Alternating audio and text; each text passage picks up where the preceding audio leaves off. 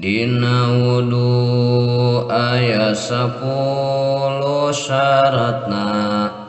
Islam eta syarat anu kahijina.